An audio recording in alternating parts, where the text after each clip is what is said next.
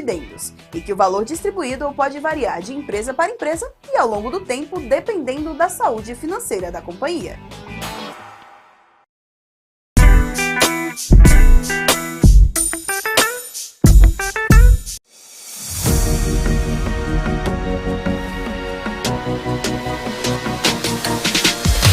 PMC News, informação que gera valor.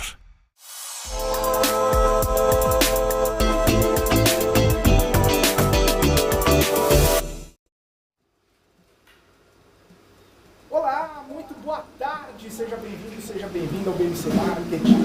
Essa sexta-feira, hoje é dia 1º, já a gente chegando aqui com os principais destaques. Os principais assuntos que estão movimentando o mercado financeiro que vive dia de realização. Depois de ontem, depois daquela alta de ontem de mais de 1,4%, o Ibovespa hoje devolve um pouquinho desses ganhos, caindo praticamente 1%, retornando à faixa dos 120 mil pontos. Quem está sustentando essas quedas? Sim, Petrobras.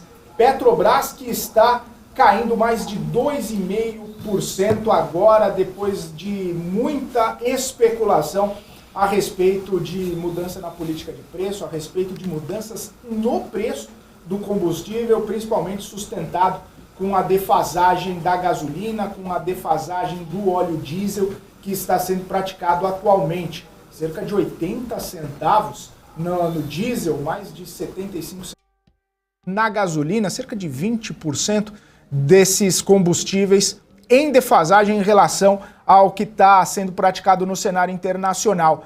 O que acontece? Mais cedo, o presidente da Petrobras se reuniu com o presidente da República, Luiz Inácio Lula da Silva, para conversar.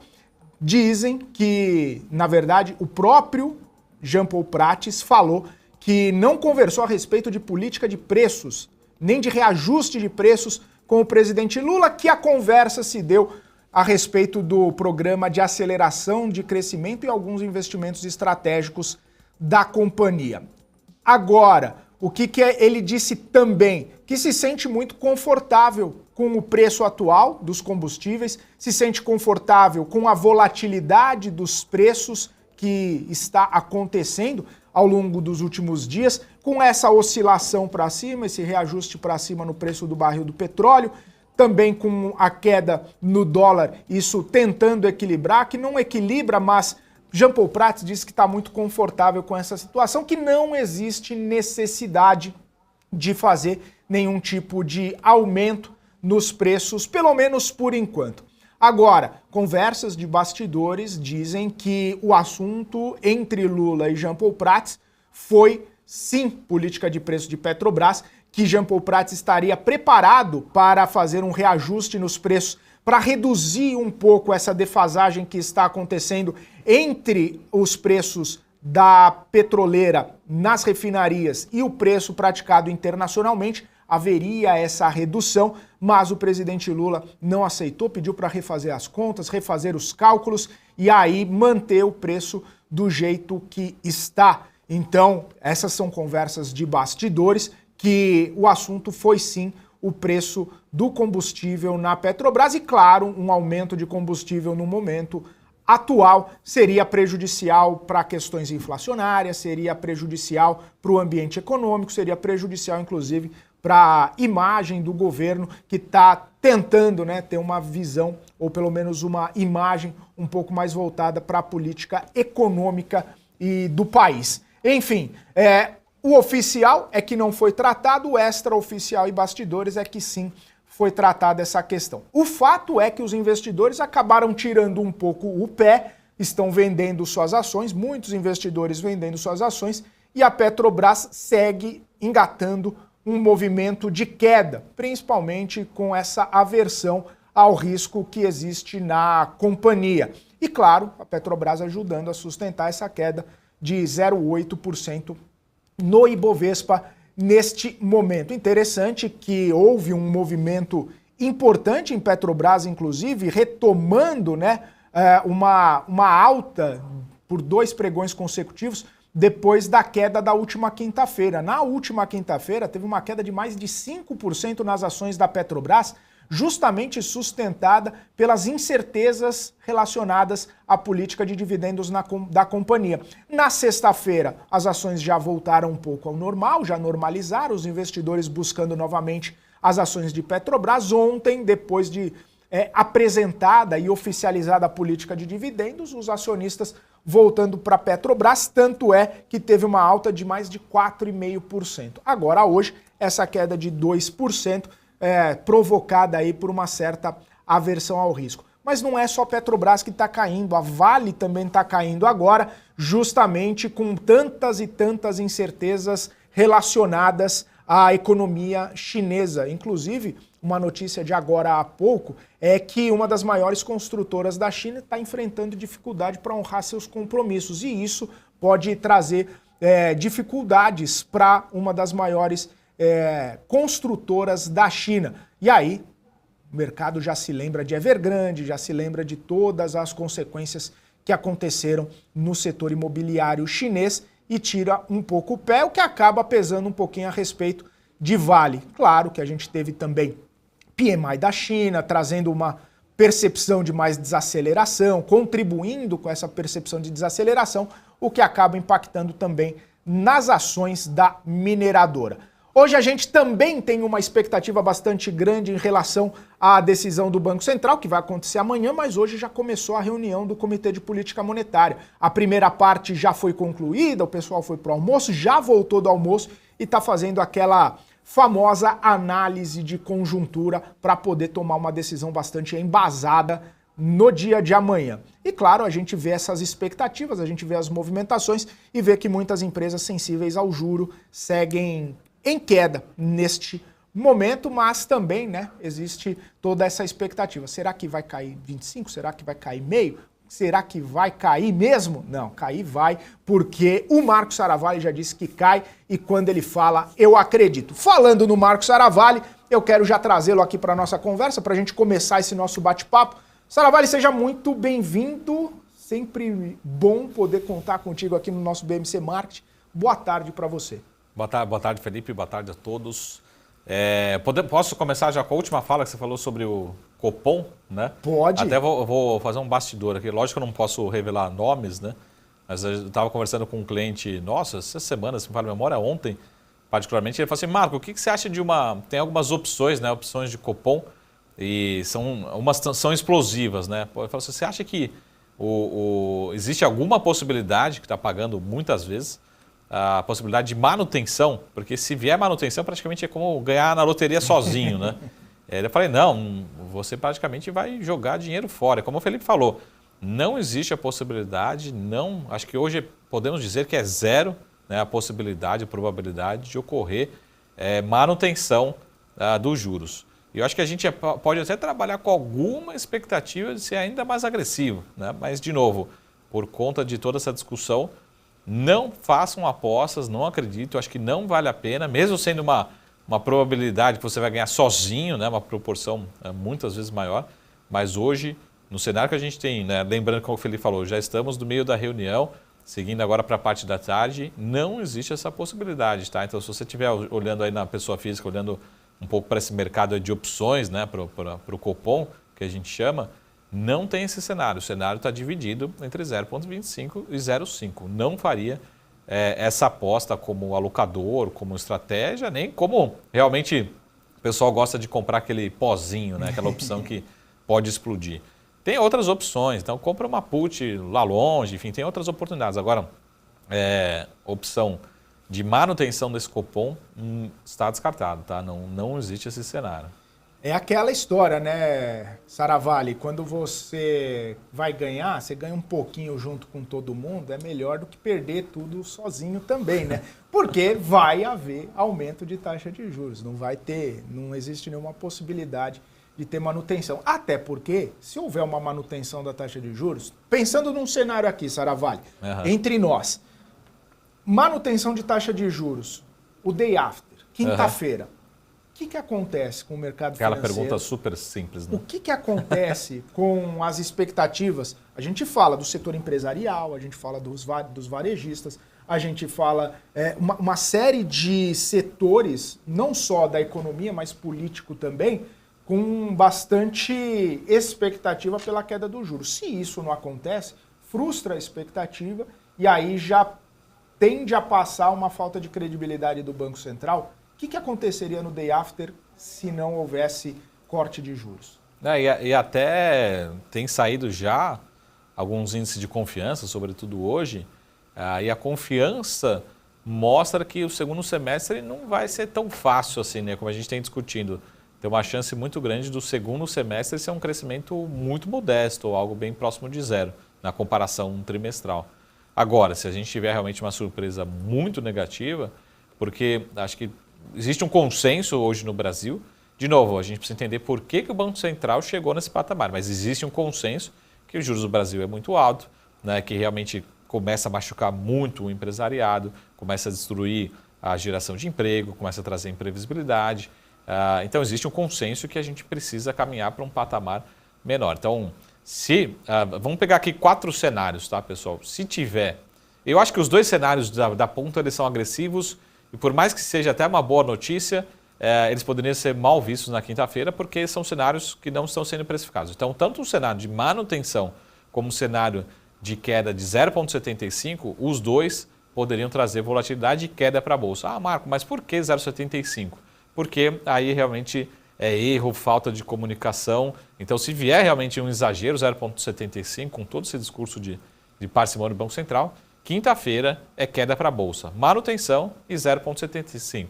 Os 2 cenários, 0,25, a gente depende muito do discurso, mas é importante entender o que o Banco Central vai querer sinalizar, não para essa reunião, mas para as próximas reuniões, né? Vamos acelerar o movimento de queda, mesmo sendo 0,25? Beleza, a Bolsa reage positivamente, né? E vendo meio, né, 0,5, mas sinalizando uma manutenção dessa velocidade, também o mercado deve reagir positivamente. O que eu acho que o mercado também pode bater na quinta-feira é a falta de consenso. Aí sim me traz uma preocupação que a gente vem falando durante essa semana, durante esses últimos dias, é talvez uma reunião que não tenha a unanimidade. E isso pode trazer volatilidade na quinta-feira. E falando você que está em Bolsa, apesar de novo, mês de junho foi muito forte na Bolsa, mês de julho foi muito forte de novo na Bolsa, e quem não teve posições ou não tinha posições nesses setores, ou ficou para trás, ou está abaixo do índice, ou está muito próximo do índice, que são setores ligados, ou dependem muito de juros, sobretudo o setor de construção civil como um exemplo, mas outros setores como educação, até mesmo consumo, varejo, até outras concessões, tá? Então coloquem esses setores no radar, porque na minha leitura tem a possibilidade, acho que tem uma probabilidade real, precisamos trabalhar com o cenário, de vir meio e o mercado reagir positivamente na sinalização do Banco Central continuar com meio de queda nas demais reuniões. Então, de novo, pessoal, resumo, né? As duas pontas, manutenção 0,75, mesmo sendo 0,75, vai ter reação negativa porque não está no radar. 0,25, 0,5, eu acho que se for 0,5 dentro de uma unanimidade, para mim seria o melhor dos cenários, né? O melhor contexto aí sim, quinta-feira, nos próximos dias, próximas semanas, bolsa para cima e quiçá até mais um mês positivo aqui para o nosso Ibovespa. Né? Ô Saravalli, não tem argumentação ou explicação que sustente, de repente, uma tranquilidade no mercado com 0,75 ou manutenção. Te explico, um comunicado amigável, um comunicado explicando exatamente o que acontece. Esses extremos é bolsa para baixo, é quebra de confiança, é todo mundo, Deus nos acuda, então. Não tem argumento que possa ser... Não tem, só se a gente daqui até amanhã, às 5 horas da tarde, 1 hora antes do anúncio, 2 horas antes do anúncio, tiver alguma notícia muito radical que a gente espera que não tenha, né? Então, se tiver, por exemplo, paralisou algum canal que vai explodir o preço do grão, continuar os próximos 6 meses, enfim... como a gente fala, né? A gente brinca até o conceito de cisne negro, né? O cisne negro não é algo previsível, né? Mas dentro das possibilidades que a gente tem de previsão daqui até o final da tarde de amanhã, tudo mais constante, não existe esse cenário de manutenção, não existe esse cenário de já chegar acelerando em 0,75. Porque também seria um cenário muito ruim. Né? O que é esse 0,75? Né? como é que vai ser o caminho, mas principalmente assim, será que o Banco Central está realmente independente? Qual que é a influência do governo em relação à decisão do Banco Central? Começa a ter muitos questionamentos numa decisão de 0,75. Então, não é o cenário base e mesmo sendo uma queda melhor do que o esperado, seria ruim, tá? Pela comunicação, por essa divergência entre até a leitura da última ata, dos últimos comunicados. Então, é muito importante se comunicar bem, né? Então, até o questionamento que a gente tem muito com o Banco Central americano também serve para o nosso Banco Central. Tem que se questionar, que a última reunião que a gente teve foi um pouco disso, né? Essa divergência entre comunicado e ata. Importante deixar muito claro os próximos passos e os próximos ritmos, né? Eu então volto a dizer, 0,5% para mim, com uma decisão unânime, para mim seria o melhor cenário possível para essa reunião, né? E um cenário mediano, né, poderia ter uma aceitação, mas muito modesta, 0,25%, mas sem ter uma unanimidade. O mercado deve reagir modestamente, né, ou seja, de neutro para positivo, caso venha cenário 0,25%, sem ser unânime, que acho que existem essas duas possibilidades. Não acho que existe a possibilidade, de novo, também de vir 0,25% de forma unânime, ou seja, todo mundo está no consenso de vir 0,25%. Acho que também esse é um cenário praticamente descartado para essa reunião. Até porque quando a gente pensa, né, em alguns diretores, tem uns que tem um perfil mais hawkish, tem uns mais dovish ali, né? Então, a queda de meio, você percebe que é o pessoal que quer mais afrouxar mais. O de 25 é aquele que talvez não queria nem dar a alta, mas vai votar por 0,25 só para não dizer que foi totalmente contrário, né? Querendo manutenção. Mas, ô Saravalli, tem uma pesquisa, né, inclusive divulgada pela própria XP, um estudo feito pela XP, mostrando aí um retrospecto, né, do que aconteceu na Bolsa de Valores em ciclos anteriores de corte de Selic. E aí mostra o seguinte, que o índice subiu em média 15% antes da primeira redução e cerca de 35% depois ou posterior ou durante o ciclo, ali triplicando inclusive rendimentos do CDI. E nesse contexto, diz que até agora esse rally que a gente viveu na Bolsa dos 100 até os 120 mil pontos, isso só retirou o prêmio de risco excessivo dos ativos aqui no Brasil e que eles continuam muito baratos. Fazendo uma conta de padaria, se a gente tiver ao longo do ciclo uma valorização de 30%, dá mais uns 30 e poucos mil pontos no Ibovespa, o que daria espaço para chegar nos 150 mil pontos até o ano que vem, né, quando termina esse ciclo de afrouxamento monetário. A pergunta mais básica e rasa seria, é possível? Mas eu sou um pouquinho além, Saravalli, e eu vou falar, tudo bem, pode ser possível, mas é provável que isso aconteça? Ou o que mais deveria ter nas adjacências aqui do corte de Selic para a gente poder conquistar essa valorização média dos últimos ciclos de corte de juros? Bom, é uma pergunta aí que respondo à primeira pergunta, que sim, é possível, e provável, respondo em outro programa, né, essa pergunta. Mas... Só na quinta-feira, Saravalli, porque daí você trabalha com fatos prontos já. Mas a gente precisa lembrar, principalmente em relação à composição do nosso índice. Porque vamos pegar o seguinte, né? Qual que é a expectativa de expansão de lucros do Ibovespa para os próximos 12, 18 meses, né? Daqui até o final de meados de 2024. Tá? Então, sendo super conservador, vamos pegar aqui o caso dos bancos. Se os bancos apresentarem expansão de lucros de 5% nos próximos 12 meses, eu acho bastante conservador. E sendo grandes bancos, né? E pegar uma expansão de 30% de lucros, eu acho bastante otimista. Tá, então, olhando para a expansão de lucros, lembra que a gente passou esse gráfico aqui na última sexta-feira, né? Sexta-feira passada. O que é a expectativa de expansão de lucros do S&P 500? Da ordem de 5%. Né? Então, isso tem que se traduzir numa reprecificação do S&P 500, isso vale também para o Ibovespa. Então, a expansão, a expectativa sempre do Ibovespa, qual que é o potencial de valorização marco do Ibovespa? Sempre uma relação com a expectativa de expansão de lucros. Né? Então, vamos pegar os setores, né? Como o setor bancário e financeiro tem um peso muito grande, a expectativa é em torno de 10%, 15%, talvez 20% sendo otimista expansão de lucros dos bancos nos próximos 12 meses, eu acho que é bem factível. Então o Ibovespa tem sim esse potencial, essa ordem de grandeza. Mas a gente precisa lembrar também que o Ibovespa tem um peso muito grande de commodities, né? E quando a gente fala de commodities, o que a Vale, tá? O pessoal agora vai ter aquele ar de cancelamento, né? De crítica. Mas o que a Vale tem a ver com o Brasil, né? A Vale ela tem relação muito direta com a economia chinesa. A economia chinesa tem muita relação com a economia mundial. Então, o que tivermos de estímulos na economia chinesa, lembrando que mais da metade do aço produzido no mundo vem da China, então a gente precisa lembrar como é que vai estar o ritmo da economia mundial ao longo de 2024, ao longo dos próximos 12 meses. Isso vamos tentar trabalhar com um câmbio médio estável, né, sem considerar. Então a gente vai ter um cenário de expansão das commodities, de preço das commodities, sobretudo.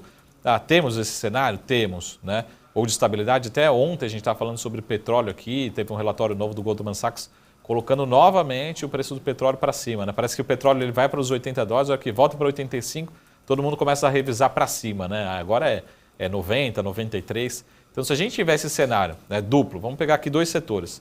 No setor financeiro, com expansão de lucros da ordem de 10% a 15% para 2024, com a possibilidade de crescimento de preços, né, de valorização das commodities, aí a gente vai com certeza chegar num potencial de valorização do Ibovespa, talvez aí nesses 150 mil pontos ou mais. Tá? Então a gente precisa acreditar nesses dois cenários. Tá? E olhando para as demais empresas, aqui talvez a expansão de earnings de lucro seja ainda maior por conta de dois fatores, né? A alavancagem operacional, que a gente está vendo agora nas companhias apresentando os resultados. Então, cresce receita, né? O EBITDA, a geração de caixa, cresce percentualmente mais, mas a gente tem, além disso, a alavancagem financeira, né? Ou seja, o efeito da redução de juros no lucro final. Então, tem empresa, talvez ligada à economia local, como construção civil, por exemplo, vai crescer 20%, 30%, 50%, 80% o lucro. Tem um peso menor no índice, mas também contribui para que o índice, né, tenha essa expansão de lucros, talvez da ordem entre 10% e 20%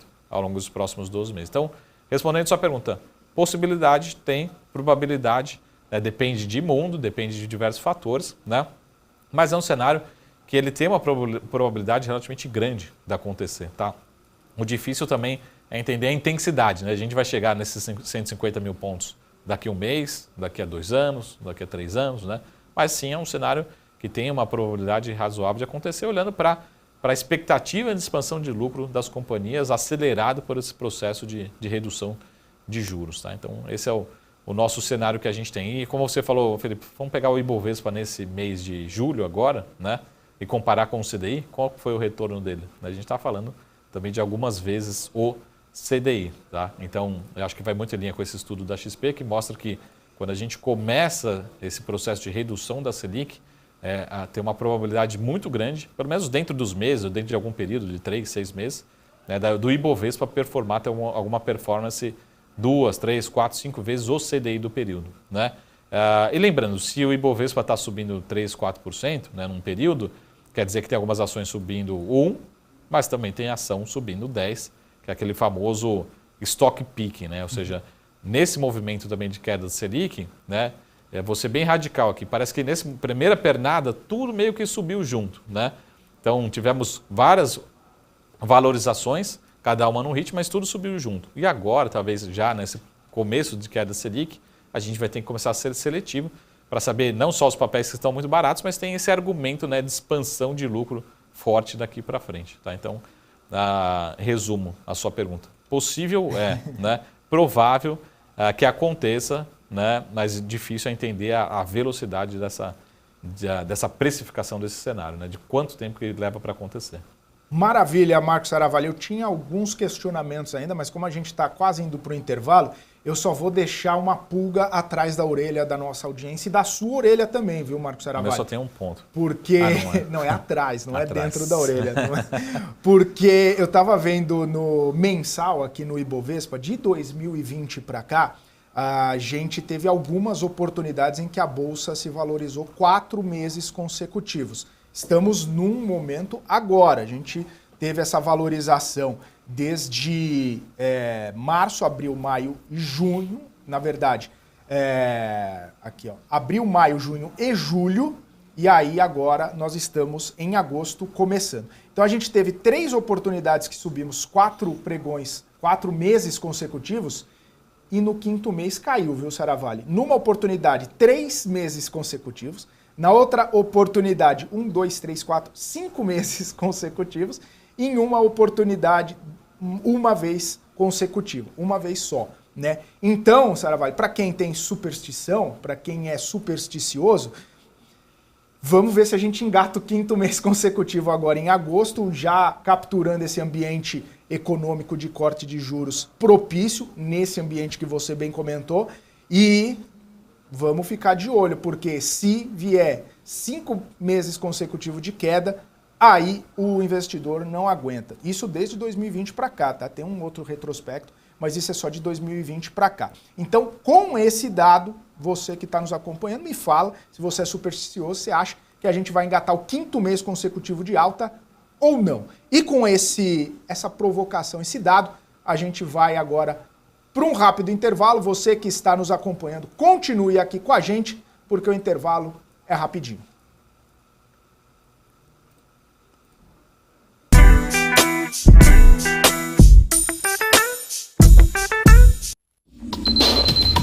O que acontece no mercado financeiro no Brasil e no mundo está na BMC News. São 24 horas de programação para ajudar o investidor na melhor tomada de decisão. Independência e jornalismo sério. Não estamos plugados em nenhuma instituição financeira. Isso nos dá liberdade de levar a informação sem nenhum viés e sem conflitos de interesse. Ser a ponte entre as notícias, empresas, especialistas e os investidores. Tudo de uma forma dinâmica e com uma pitada de bom humor. Informação que gera valor, você sempre vai encontrar na BMC News.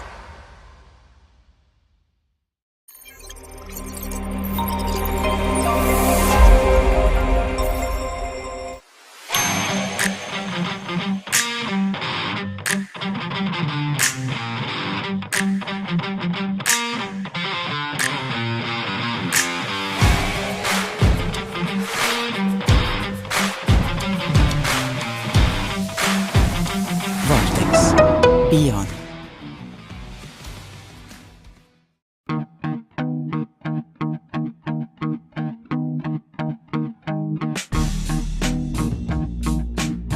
Quais foram os fatores que fizeram essas operações elas desempenharem e por que surpreenderam o mercado financeiro? Business traz panoramas, resultados, prospecções e expectativas de companhias listadas no mercado.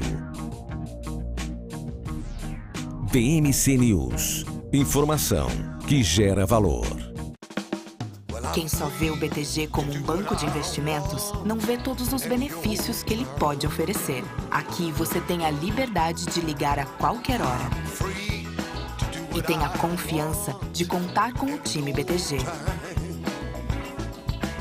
É você no controle da sua vida financeira de um jeito simples e compatível com a sua rotina. O BTG reconhece quem é você e está pronto para potencializar a sua trajetória.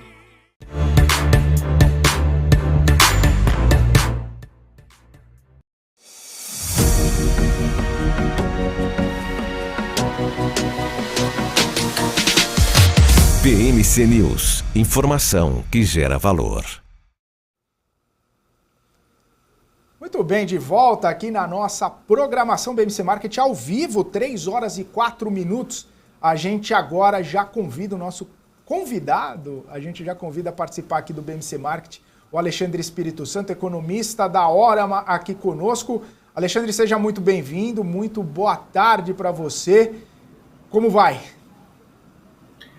Boa tarde, pessoal. Um prazer enorme estar aqui com vocês. Prazer é todo nosso.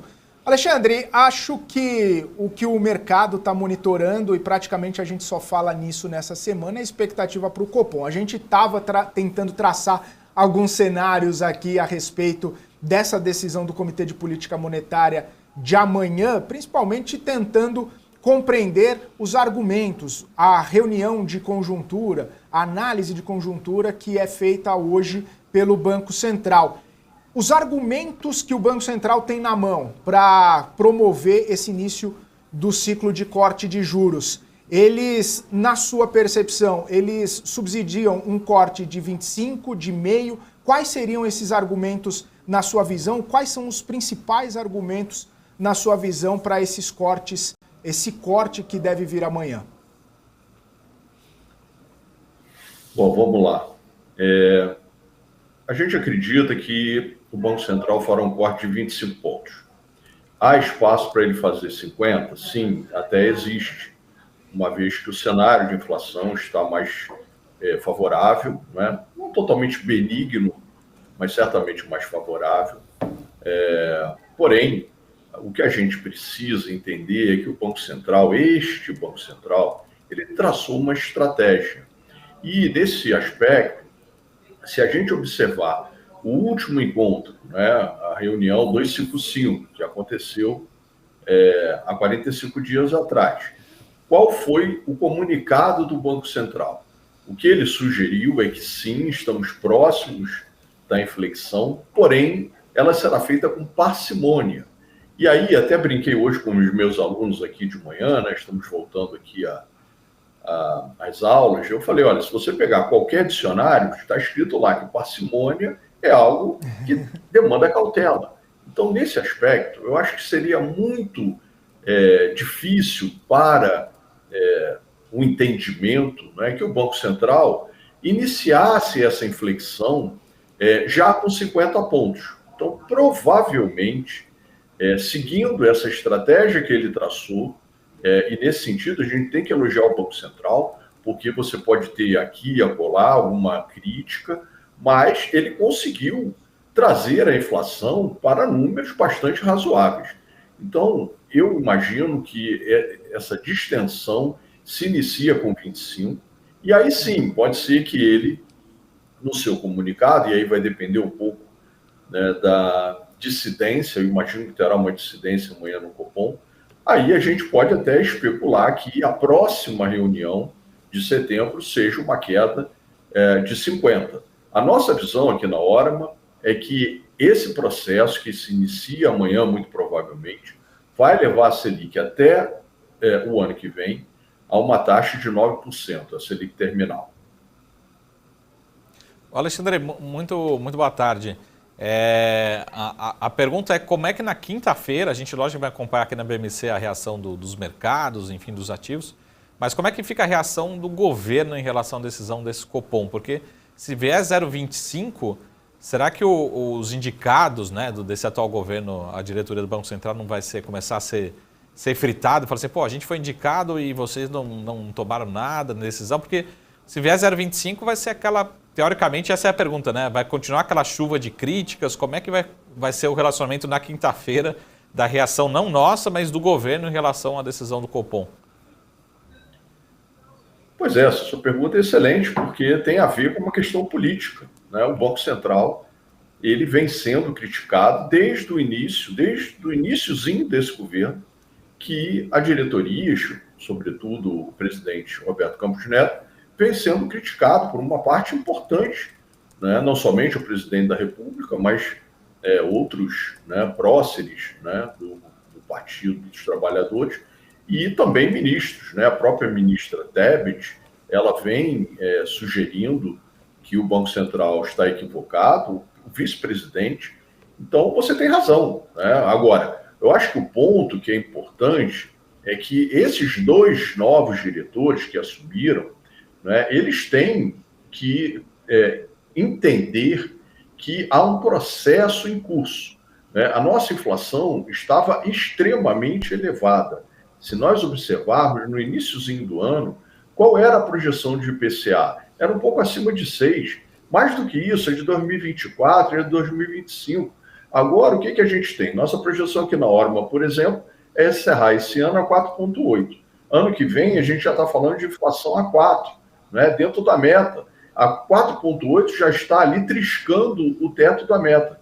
Então, o que o Banco Central promoveu, né, nesses últimos anos, especialmente nesse último ano, quando ele apertou a política, é louvável, porque conseguimos reverter um processo que todos os bancos centrais no mundo estão correndo atrás. Olha o que o Fed fez na semana passada, que o BCE fez. Todos os bancos centrais estão com problema, né, de conseguir calibrar a sua política monetária. Então, a despeito, né, de ser uma redução de 25, caso ela ocorra, não me parece que isso seja algo para ser criticado. Eu acho até que você tem razão, é provável que critique. Porém, talvez, se nós fizermos 50, também critique, porque vão dizer que já havia espaço para fazer 75 ou até 100 pontos. Eu acredito que o melhor que a gente possa fazer é sinalizar para os agentes econômicos que o processo está sob controle e que sim, a inflação cairá, né, ela está novamente ancorada, e aí sim poderemos fazer quedas de 50 pontos até esses 9 que eu sugeri, ou maiores de 75 mais à frente. Alexandre, só uma curiosidade aqui, que talvez menos macro, talvez mais subjetiva e mais política. A decisão do Chile em já chegar acelerando, reduzindo os juros, pode ter alguma influência numa decisão, né, da região da América Latina? Fala assim, pô, dá uma olhada o que o Chile está fazendo, já está chegando, não quer saber de parcimônia não, 0,25, 0,50, vamos de 1 mesmo, joga logo na abertura. Você acha que tem alguma influência, sendo uma decisão, entre aspas, mais regional, assim? Colômbia também, né, Saravalli? Acelerando. Sim, claro que pode, mas hoje a gente tem que olhar também que o Banco Central da Austrália manteve a taxa, né? Então, como eu mencionei, todos estão com o mesmo problema. Alguns têm espaço para ser um pouco mais audazes e outros não.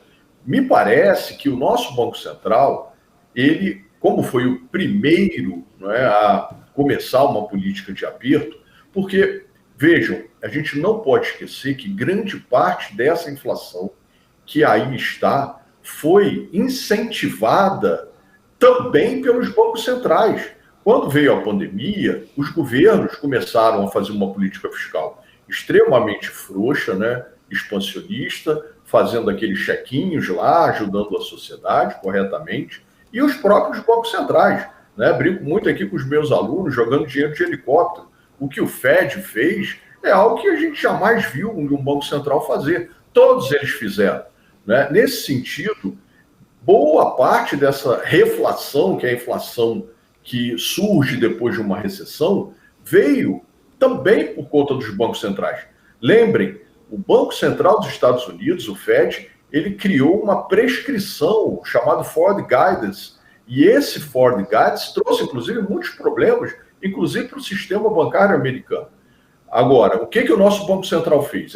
Inclusive, o nosso Banco Central fez um Forward Guidance, só que nós retiramos muito rapidamente, porque o nosso Banco Central percebeu que a inflação ia sair da mão como saiu. E, nesse aspecto, ele começou a subir o juro muito antes e agora está diante de uma janela de oportunidade, à medida em que o cenário de inflação está mais favorável, como eu mencionei no início, e ele pode começar o processo, né, de queda. Agora, essa ideia, né, da velocidade é algo que é questionável pelos sinais que o Banco Central vem passando há muito tempo, não é de agora. Me parece que ele iniciará o processo numa velocidade menor, e aí depois ele vai acelerando. O Alexandre, você estava comentando a respeito que uma decisão seria política também na resposta do Saravalli, e me lembrei do ministro Fernando Haddad, que fez uma reunião com banqueiros ontem, né? Ele não teve nenhuma divulgação, não teve nenhum saldo dessa reunião, mas nos bastidores dizem que foi talvez uma sinalização para o Banco Central dessa proximidade e que poderia, né, acelerar um pouco mais esse corte de juros, justamente por conta do ambiente econômico, para melhorar o ambiente econômico e devido ao ambiente também mais favorável a esse corte. Essas movimentações, né, também pelo lado político, o próprio vice-presidente fazendo reiteradas pedidas de corte de juros, os vários outros ministros, enfim, isso coloca uma pressão ou isso é irrelevante, talvez assim, para o próprio Banco Central ou para uma tomada de decisão, mesmo sabendo que já vai começar esse ciclo de corte, como você trouxe a sua opinião? Muito boa colocação. Na verdade, esse Banco Central está sob pressão há muito tempo. E o que vem ocorrendo é que, nos comunicados, na ata, o Banco Central ele vem justificando esse seu critério, né, de ser conservador e esperar. Se nós olharmos, e aí eu acho que tem um aspecto muito importante, é que, apesar da melhora recente, os núcleos de inflação ainda não são totalmente confortáveis, bem como a inflação de serviços. Se nós olharmos a meta, o centro da meta do ano que vem é 3, né? E o Boletim Focus está ali a 4. Tem uma distância ainda entre o 3 e o 4. Se o Banco Central persegue o centro da meta, né, ele deveria proceder com esse conservadorismo que ele sugere.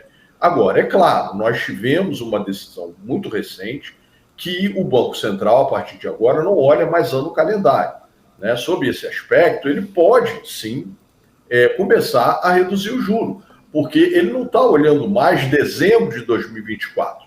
Né? Ele agora tem um espaço de tempo para executar sua política monetária. De qualquer maneira, essa pressão que vem acontecendo por parte dos políticos é algo que o Banco Central precisa, faz parte do trabalho. Isso está acontecendo, inclusive, lá nos Estados Unidos. Ontem, o provável candidato que vai fazer frente ao Trump, né, o Ron DeSantis, ele sugeriu que vai mudar logo de cara o presidente do Fed, o Jerome Powell. Eu nem sei se ele pode fazer isso, porque ele tem mandato, mas essa pressão sobre o Banco Central acontece em todos os lugares do mundo, não é nosso privilégio. O meu ponto aqui, que eu gostaria de enfatizar, é que na reunião de amanhã, muito provavelmente será uma das maiores surpresas da minha vida profissional, se não houver essa dissidência que eu comentei. Muito provavelmente os 2 novos diretores pedirão um aumento maior. Se algum outro diretor, de alguma forma, né, for convencido por eles dois e sugerirem também, né, por exemplo, se a decisão for 25 e eles fizerem uma sugestão de 50, outro diretor entrar na de 50, acho que abre a janela para que a reunião de setembro seja de 50. Ou seja, qual é o resultado de amanhã? O resultado de amanhã será 7-2, que é o que normalmente a gente veria, ou não, será 6-3 ou será 5-4. Isso eu acho que é muito importante para nós olharmos os próximos passos que o Copom vai adotar. Muito bom. Alexandre, só uma pergunta aqui para a gente também trocar de outro tema, né, Felipe, de outro assunto, mas quando a gente fala de mercado financeiro, mercado de capitais, está todo mundo, de certa forma, atento a essa distorção, esse distanciamento do nosso preço de gasolina aqui em relação à paridade internacional, né?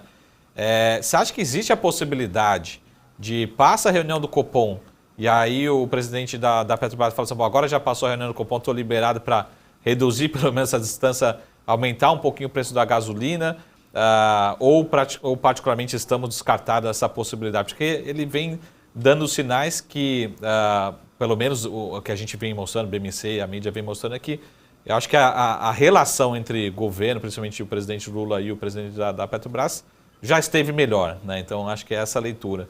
Então a pergunta é, podemos ver depois da reunião do Copom, né, um aumento do preço da gasolina? Até hoje, particularmente, saiu aumento de querosene de aviação, que de certa forma a população não sente muito no bolso, não vai sentir ali na bomba, né, acontecendo. Como é que você vê esse descasamento e esse cenário, né? Ou seja, será que o presidente da Petrobras vai ligar e falar assim, então agora tem uma distância longa para a próxima reunião, eu consigo diminuir um pouquinho esse desconto que está a nossa gasolina aqui no curto prazo, né? Existe essa diferença, né? Segundo os cálculos, em torno de 20%. Pelo que vazou aí na imprensa, o próprio presidente da Petrobras divulgou que teve uma reunião hoje com o presidente, mas que só foi tratado sobre os investimentos, não se falou, né, sobre essa defasagem de preço. Ele disse lá, assegurou que o presidente não comentou absolutamente nada sobre aumento, né? Alguns jornalistas falaram que o presidente pediu para que fosse adiado o máximo possível.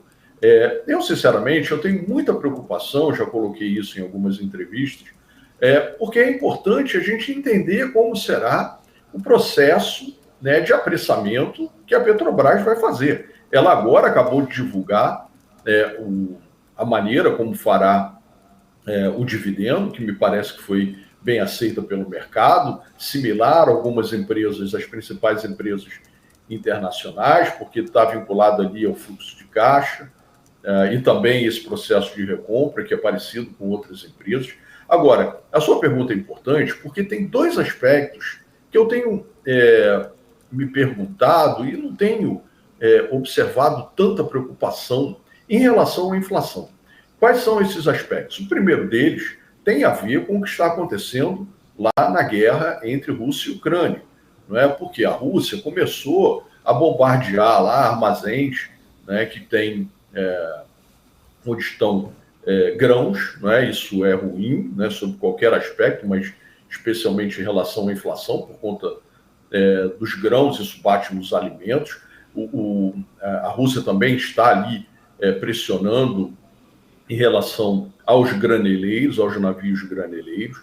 Então, o preço dos alimentos pode acabar subindo lá na frente. E um outro aspecto, né, que os meteorologistas vêm falando com alguma frequência, que o fenômeno El Niño, dessa vez, será muito intenso. E isso também vai afetar as safras. Pode ser que o preço dos alimentos, que nesse momento está jogando muito a favor, pode ser que mais à frente eles acabem pressionando a inflação. Então, a vitória sobre a inflação, ela não está dada.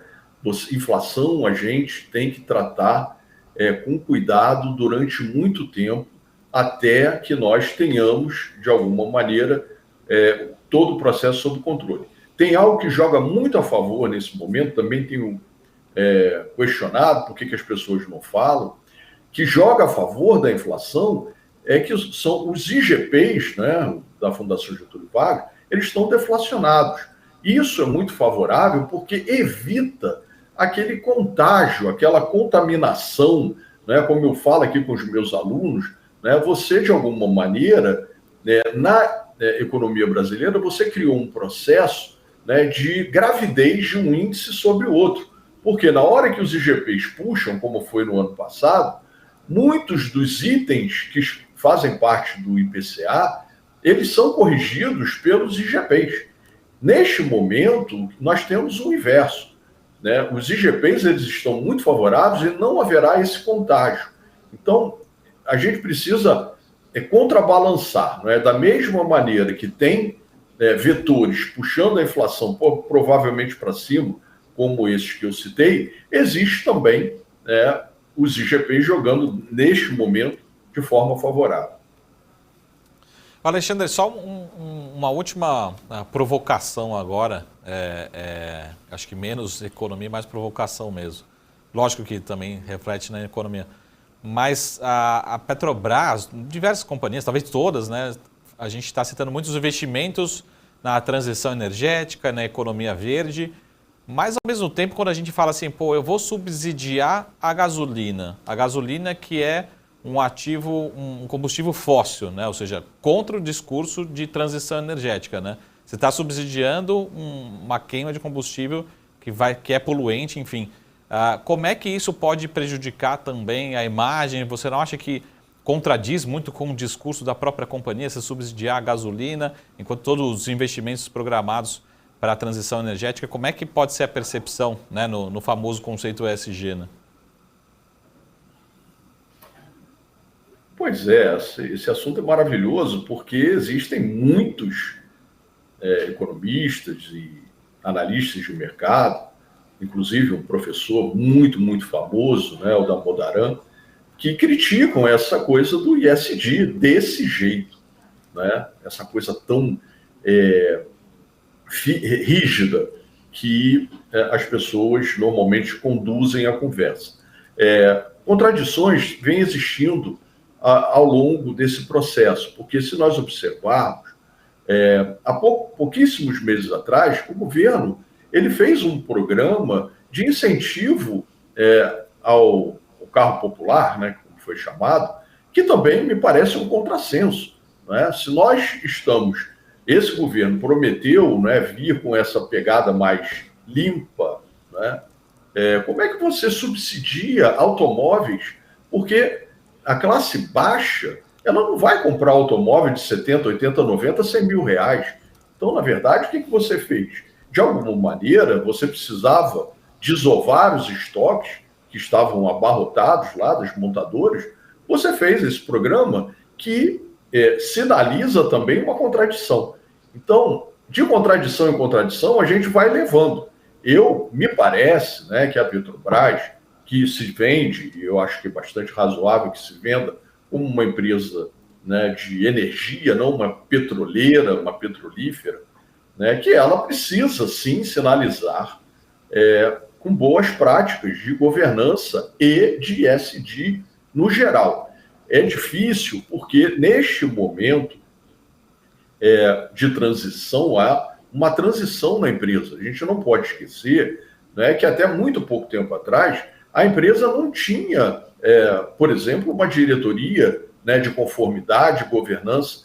Então, esse processo que vem acontecendo ali, desde o governo do Temer, ele agora parece e precisa se consolidar. Mas, ao mesmo tempo, nós ouvimos nesses últimos dias que o presidente Jean Paul Prats, ele já não está tão seguro quanto no início do mandato do presidente, porque agora já está sendo questionado de alguma maneira. Espero que seja só ruído de mercado, porque até agora me parece que está fazendo um trabalho razoável. Mas existe sim, você tem razão, né, muita incoerência associada ao tema. Inclusive, é interessante que uma das críticas, né, que foram feitas é de que ele está muito alinhado ao mercado, né? Ele é o presidente da Petrobras, uma empresa listada, aberta, tantos e tantos investidores internacionais, e a crítica é justamente essa, né, Alexandre? Estar alinhado com o mercado, principalmente quando se fala em investimentos para ter um retorno maior, quando se fala também numa política de dividendos, né, alinhada com o mercado, que privilegia também o acionista. Então, assim como o Saravalli provocou falando do contrassenso ESG, talvez seria um contrassenso fazer uma crítica de alinhamento ao mercado do presidente de uma empresa listada no mercado, né? O mercado não é inimigo. Pelo contrário, nós precisamos do mercado. Eu estava vendo aqui, antes de entrar, estava vendo vocês conversando sobre Bolsa. A gente está vivendo um bom momento da Bolsa. A gente aqui, na Orama, tem uma visão construtiva para a Bolsa. No iniciozinho do ano, a gente tinha uma projeção de Bovespa para 130, depois nós reduzimos para 125. Refizemos agora um cenário para daqui a um ano, para julho do ano que vem, o número é 136.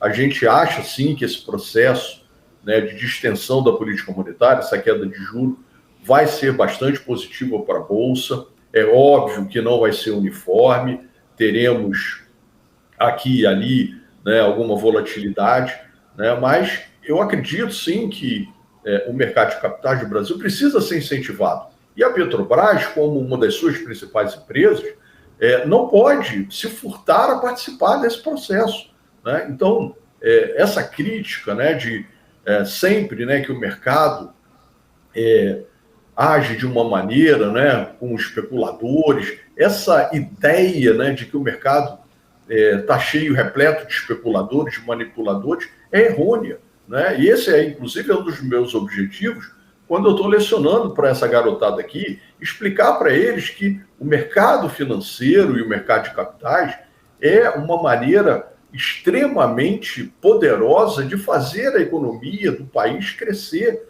e crescer de uma maneira consistente no tempo, não é? Porque isso facilita a captação. A gente vive num país onde, naturalmente, temos problemas, né, por uma série de razões, o juro é muito alto, também por uma série de razões, mas ter acesso ao mercado de capitais é algo fundamental. Em qualquer boa economia do mundo, não seria diferente aqui conosco. Maravilha. Alexandre, eu quero agradecer sua participação, pedir para você deixar suas considerações finais, por gentileza, para a nossa audiência nessa terça-feira pré-Copom. Bom, primeiro eu queria muito agradecer, né, o convite, e eu queria colocar efetivamente que acho que o país, neste momento, ele está num cenário um pouco melhor do que se supunha. Vamos ver, por exemplo, o que aconteceu recentemente, né? Tivemos a S&P melhorando a perspectiva, depois tivemos a Fitch melhorando a nota. Então, nós estamos construindo caminhos melhores do que se supunha lá no início do ano, né? Até abril nós tivemos ali o mercado sofrendo, mas agora, me parece, você mencionou isso, já são 3 ou 4 meses de bolsa em crescimento. O meu grande medo é o que está acontecendo lá fora, porque talvez estejamos diante de um processo de formação de bolha no mercado americano. Esse, para mim, é o grande senão que pode acontecer. Mas a decisão do Copom amanhã, me parece que será, a despeito de ser 25 ou 50 pontos, será uma decisão ancorada, baseada em fatos concretos, com a inflação realmente num cenário mais favorável. Maravilha, Alexandre, quero agradecer sua participação, obrigado mais uma vez, uma ótima semana para você, até uma próxima. Valeu, um grande abraço. Isso aí, Alexandre Espírito Santo, economista da Orama, aqui conosco. Inclusive, quero trazer aqui uma informação bastante importante, e não só uma informação, mas também uma percepção que está acontecendo no mercado agora. Petrobras caindo 2,19%, R$ 30,43. Já chegou a cair mais, né? Petrobras nesse pregão de terça-feira, chegou a cair ali na mínima, né, baixando dos R$30, pelo menos a Petri 4, que são as ações preferenciais, R$ 29,95, né, nessa percepção de uma possível interferência, de uma possível mudança na política de preços, não só na política, mas uma mudança efetiva de preço dos combustíveis da Petrobras, justamente para reduzir um tanto quanto essa defasagem entre gasolina e praticado nas refinarias aqui da Petrobras e também o praticado no cenário internacional, assim como o diesel, que também está abaixo da paridade internacional. Então, os investidores tendo um pouco de aversão ao risco, né, buscando se desfazer um pouco das ações. Não é uma queda tão aprofundada assim como a gente viu na quinta-feira, que caiu mais de 5%, mas sim, é uma queda, é um movimento dos investidores que estão tanto quanto cautelosos com o desempenho e com as ações da própria companhia. São 3h33, a gente vai agora para um rápido intervalo, daqui a pouquinho a gente continua o nosso bate-papo, continua a nossa visão aqui sobre o Ibovespa, sobre os principais ativos. Continue com a gente, o intervalo é rapidinho.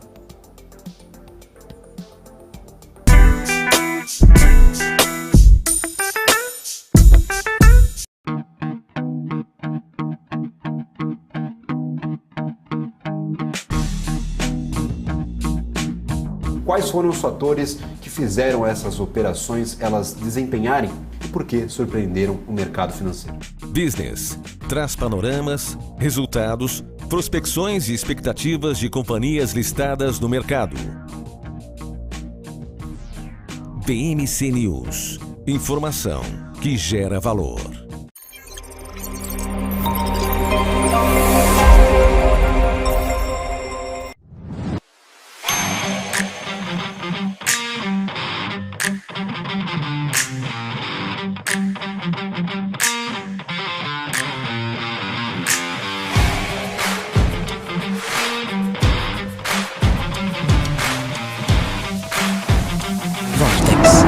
Beyond. O que impacta a economia e o mercado global? Olá, muito bom dia para você que está aqui ligadinho na BMC News. Em tempo real, a abertura e a variação dos ativos na Bolsa de Valores. Notícias internacionais. Toda uma discussão aí referente à demanda chinesa. Paula Moraes e especialistas de diversas áreas te explicam os acontecimentos do dia. De segunda a sexta, às 9h30. PMC News. Informação que gera valor. A minha vida foi e é marcada por grandes histórias. Sonhos, objetivos, conquistas. Me chamam de narrador de emoções. Mas, na verdade, eu narro escolhas. Escolhas que mudaram vidas, inclusive a minha. Por isso, eu escolhi a EQI Investimentos. O parceiro que me orienta na hora de investir e que me dá autonomia para conquistar meus objetivos. EQI Investimentos. Invista em suas escolhas.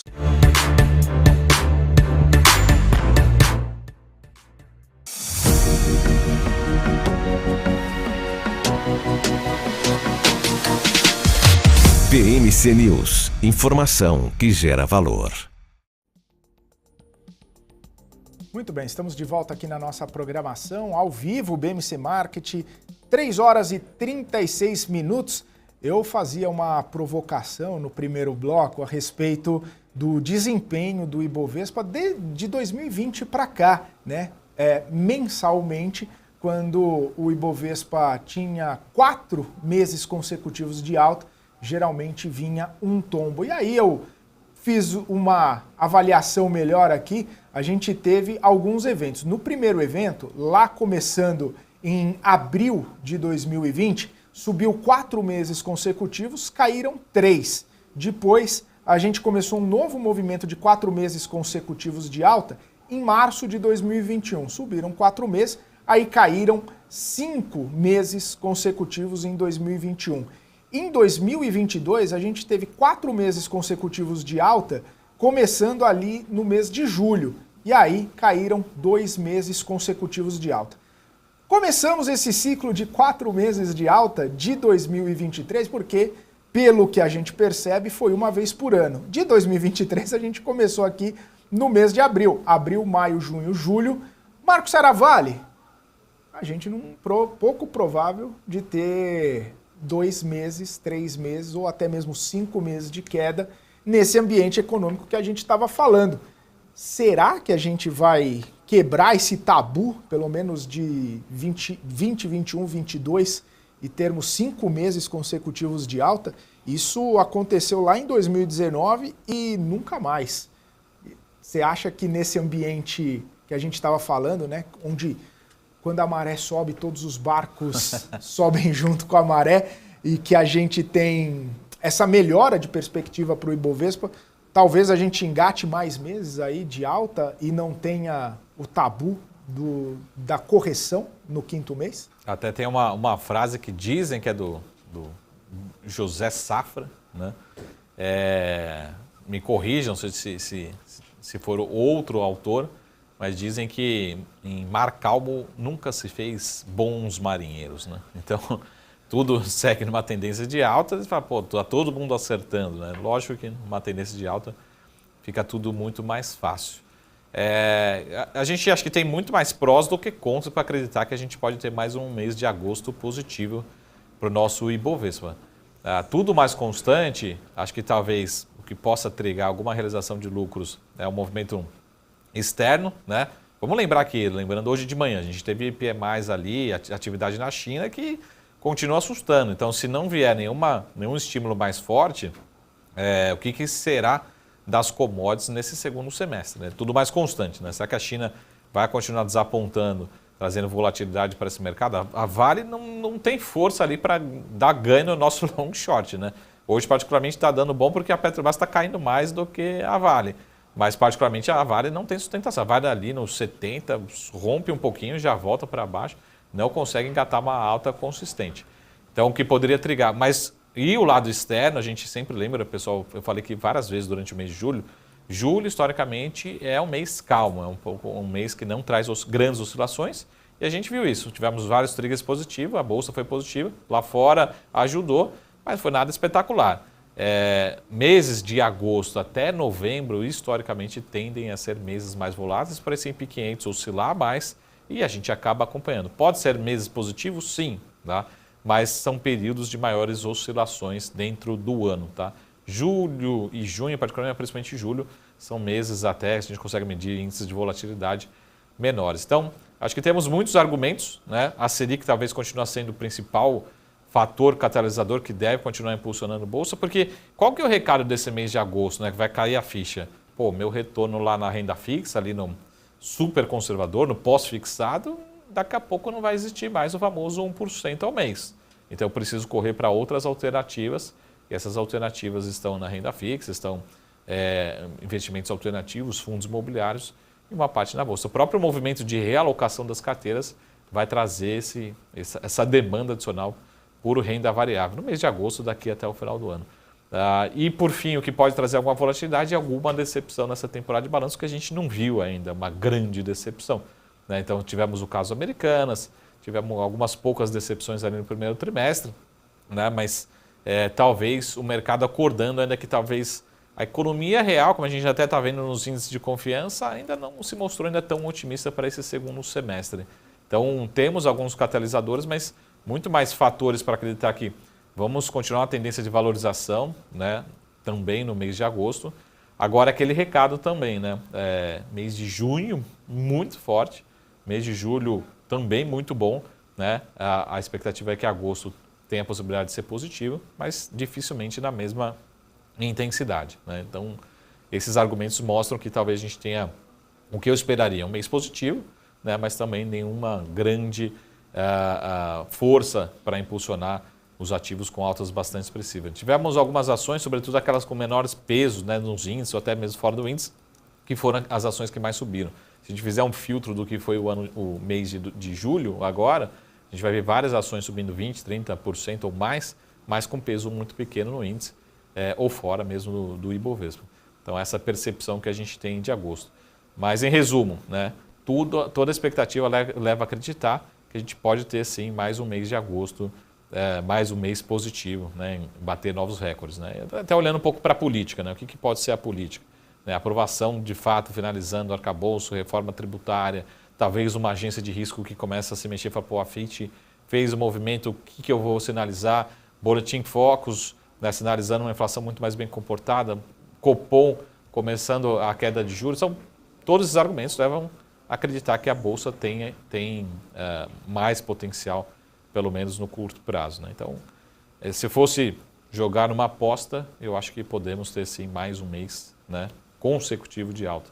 Boa, quebrando o tabu. Ô Saravalli, eu tenho uma dúvida aqui, a gente está no começo da temporada de balanço, ainda tem muita empresa para divulgar seus resultados, e aí quando você fala assim, não tivemos ainda uma grande decepção na temporada, isso me pegou e me deixou meio espantado. Essa decepção, o que seria uma grande decepção, né? Nessa percepção de temporada de balanço, o que poderia ser nesse contexto? E segundo, nessa temporada ou é mais para frente, diante de uma desaceleração ainda maior desses lucros que você já vem falando, inclusive que vão ser menores ao longo desse segundo trimestre, justamente por conta do ambiente, de todo o contexto? Essas duas perguntas, por gentileza. Bom, grande decepção que poderia acontecer por exemplo, empresas que não consigam ou ter crescimento de receita, um crescimento muito modesto, mas que possa ter ainda mesmo dentro desse cenário redução de margem, tá? Diferente do caso que a gente viu na Vale, por exemplo, que a Vale já era esperado, assim como a própria Petrobras, né? Mas a Vale já era esperado por conta do preço do minério. Então a gente tem uma parte dos custos que são fixos, né? Uma parte é fixa. Então você não consegue diluir, automaticamente você tem redução de receita, você acaba perdendo margem. Mas a minha preocupação, por exemplo, é a margem do setor de proteínas, né? Como é que vai ser a margem? Se continuar a estabilidade de margem, um patamar muito baixo, pode ser uma grande decepção. Como é que as companhias estão conseguindo repassar, né, esses custos e ganhar realmente a alavancagem operacional? E por fim, a gente precisa lembrar, vamos pegar um caso aqui clássico, não chegou a ser uma grande decepção, tá? Mas vamos pegar o caso do balanço da Usiminas, né? A gente está num momento de preços menores, receitas menores, talvez margens menores, só que a Usiminas particularmente ela tem um desafio, que ela tem um capex muito grande para fazer. Então quando a gente fala capex muito grande para fazer, consome-se muito caixa, a alavancagem sobe e, consequentemente, o lucro cai ainda mais rápido. Tá? Então, tem que tomar muito cuidado com as ações que não estão conseguindo gerar tanto caixa operacional, mas que estão consumindo muito caixa, às vezes por conta da operação, às vezes por conta de uma pontualidade, e o lucro pode ser ainda menor ou ter algum prejuízo. Então, essa talvez fosse a grande decepção que a gente vai ver aqui nos balanços, tá? nesse segundo trimestre. Mas, por hora, de novo, acho que não tem nenhum grande setor. O setor de proteínas talvez seja um dos setores que merece atenção para entender o comportamento de margens desses setores e entender também como é que essas companhias estão tendo essa necessidade de uso de capital, né, de capex, de investimentos em capital, para dar sustentabilidade ao seu crescimento. Tá? O que foi o primeiro trimestre, o que pode ser esse segundo trimestre em termos de decepções, é o lado do resultado financeiro. Né? Lembrando, pessoal, muitas ações caíram nesses últimos 12 meses por vários fatores, mas principalmente por conta do fator de aumento da despesa financeira, que ela ainda está presente nesse trimestre particularmente. Então, as despesas financeiras ainda estão muito altas e a gente vai ver muita empresa ainda ou com prejuízo ou com lucro muito próximo de zero, com margem líquida muito, muito baixa. E isso pode ser um outro ponto de decepção, né? O argumento fala, pô, aquela empresa que eu estou investindo ainda não está dando lucro, né? Esse é o lado do copo meio vazio. O lado do copo meio cheio é por vários motivos e em algum momento essas empresas vão começar a dar lucro no terceiro trimestre ou no quarto trimestre. Então, talvez seja até a hora de olhar para essas empresas. Até foi a discussão que a gente teve, né? Que tipo de empresa escolher investir nesse segundo semestre? Seria aquelas melhores empresas ou as piores empresas, né?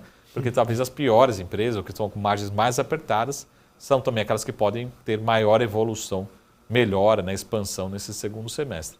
Então, acho que o grande catalisador aqui é olhar o comportamento de margens desse trimestre e também a lucratividade ainda muito impactada por conta da despesa financeira nesse trimestre. Então, talvez só para citar um setor que eu falei aqui, setor de proteínas, acho que é um que merece atenção para entender como está o comportamento de margem no setor particularmente. Maravilha. O Saravalli, e você estava comentando, né, a respeito das commodities, né, que talvez não tenham todo esse impulso, né, e permaneçam em alguns preços um pouco mais baixos. Isso, em determinadas empresas, acaba sendo benéfico, em outras ruim, né? A gente fala sempre da probabilidade de ser ruim por conta de Petrobras, de Vale, enfim. Mas esse cenário de commodity para baixo, principalmente agrícola, a gente está vendo hoje um movimento contrário, beneficiando as empresas do setor de frigorífico, aliado com um dólar que está se valorizando frente ao real hoje, né?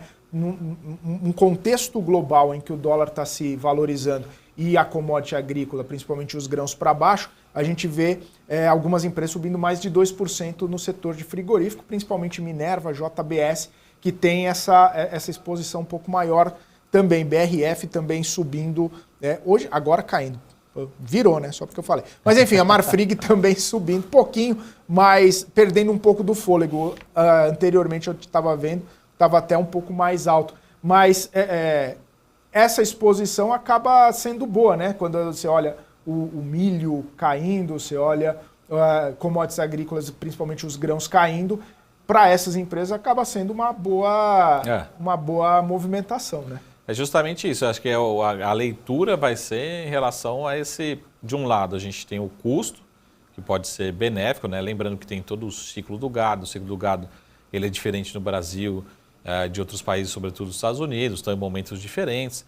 E precisa entender esse lado do custo. Mas eu sempre falo que também não adianta nada o custo cair para essas companhias se você não tem um ambiente econômico em que você consiga manter os seus preços, né? Porque o cliente ele pode falar, tá bom, seu custo caiu, mas eu não tenho condições de pagar essa carne, eu preciso trocar minha proteína, né? Preciso trocar, fazer o downgrade da proteína, trocar outra, não adianta o preço que você colocar aí, eu não consigo pagar de qualquer jeito. Então, o que eu sempre falo, o setor de proteínas ele é bombardeado de notícias, além de outras notícias, infelizmente, a gente tem toda a questão de gripe aviária, que a gente vai perceber se houve algum impacto, mesmo que seja um impacto de imagem, né, no setor, particularmente, não esperamos grandes impactos de receita, né, de exportações, mas um impacto de imagem, né, como é que isso pode afetar.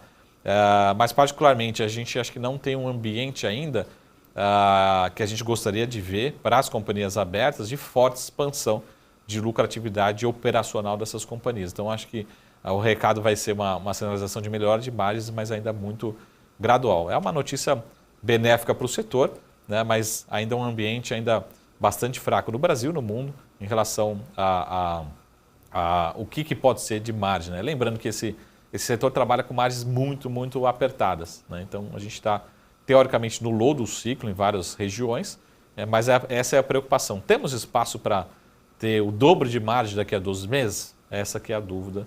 Né? O custo pode ajudar, mas se não tiver ambiente econômico, né? Se tiver consumidor do outro lado, não tiver demanda, não adianta nada. Você não consegue ter expansão de lucratividade nesse ambiente. Então, é um desafio na velocidade, na recomposição dessas margens. Né? A princípio, grãos devem ajudar nesse tri e talvez no segundo semestre também. Né?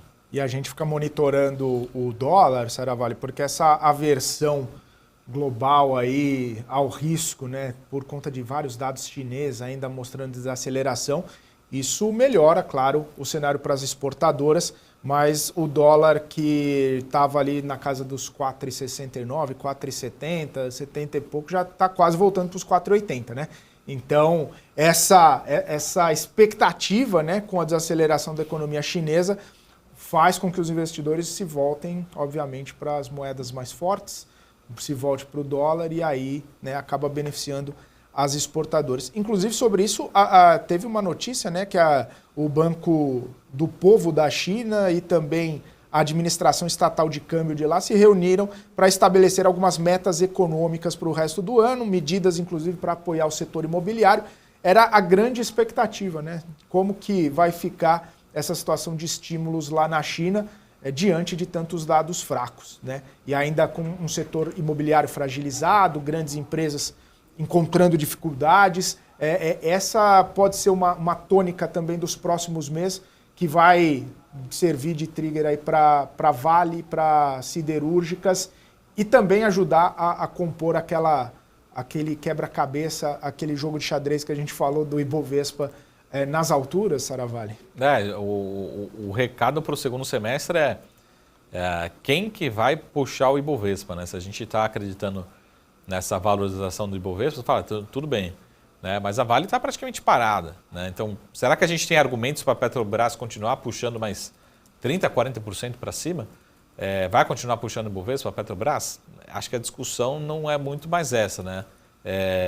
A discussão é olhar muito para a economia local, né? Construção civil, educação, consumo, concessões, energia. Talvez todos os setores mais ligados à economia local, talvez esse vai ser o grande catalisador do Ibovespa no segundo semestre. Tá? De novo, eu como analista ainda vejo uma Vale extremamente descontada. Né? Gostaria de ver ela no melhor preço e vejo motivos para isso. Mas enquanto a gente não tiver essa recuperação da economia chinesa, né, a gente não vai ver minério de ferro em novos patamares, a gente não vai ver a Vale sustentando novos patamares. Então, essa percepção de segundo semestre é muito isso, né? Quem vai sustentar o Ibovespa no segundo semestre, de agosto até o final do ano, grande parte, na nossa visão, vai continuar sendo, ou deve continuar sendo, setores ligados à economia local, né, principalmente. Tá? O que aconteceu de fato, né, nos últimos 2 meses deve continuar repercutindo, sendo a tendência para os próximos meses. Né? Então, na nossa visão, o Ibovespa tende a ser muito heterogêneo, né, nesse segundo semestre, né? Muito diferente de setor para setor. Né? Maravilha, Saravalli. Estamos aqui na reta final, agora 3 horas e 53 minutos. Queria que você deixasse as considerações finais nessa terça-feira pré-Copom, né? Que a gente fala. Até a divulgação, 6 horas até a divulgação. Até a divulgação. Que se for como balanço de empresa, pode ser das 6 até as 24 horas. Também. Só para avisar quem vai estar aqui ao vivo.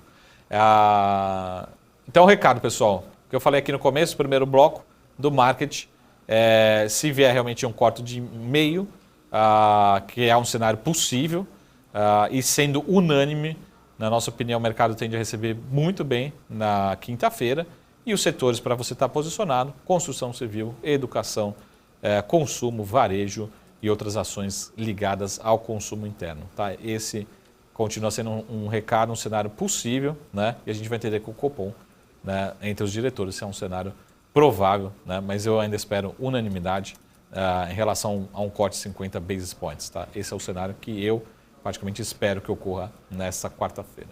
Maravilha, Saravalli. Estaremos juntos amanhã novamente. Ótima tarde. A partir das 2h30 da tarde, na expectativa ainda sobre o comunicado do Comitê de Política Monetária do Banco Central, que deve sair na noite de amanhã. Vamos ficando por aqui, o BMC Market vai ficando por aqui. Agradeço a audiência, agradeço a companhia nessa terça-feira. A gente volta amanhã a partir das 2h30 da tarde. Um forte abraço. Tchau, tchau.